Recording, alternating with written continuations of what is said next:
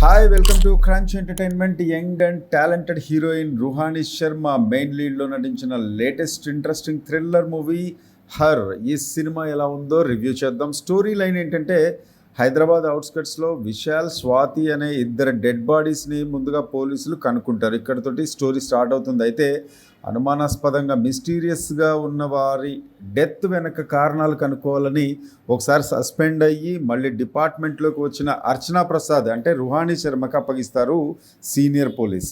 వారి మరణానికి అర్చన గన్కి ఓ రిలేషన్ ఉంది అనే ఓ షాకింగ్ నిజం తెలుస్తుంది.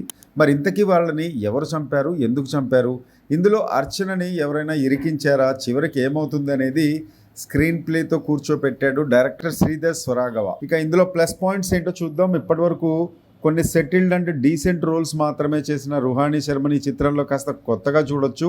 ఓ సీరియస్ కాప్ రోల్లో రుహానీ పర్ఫెక్ట్గా సెట్ అయ్యి అద్భుతమైన పర్ఫార్మెన్స్ను కూడా ఇచ్చింది.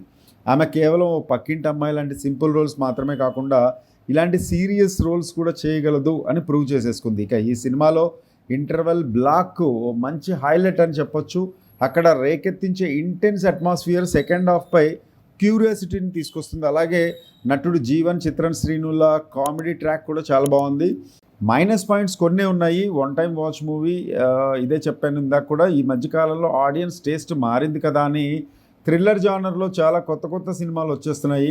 అయితే ఇది మాత్రం థ్రిల్లర్ బ్యాక్డ్రాప్లో రొటీన్ ఓల్డ్ ఫార్మాట్లోనే ఉంది.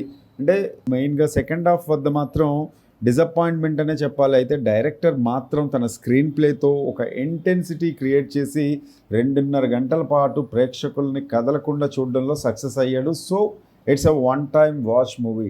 ఇలాంటి మరిన్ని వీడియోస్ చూడాలంటే ప్లీజ్ సబ్స్క్రైబ్ క్రంచ్ ఎంటర్టైన్మెంట్.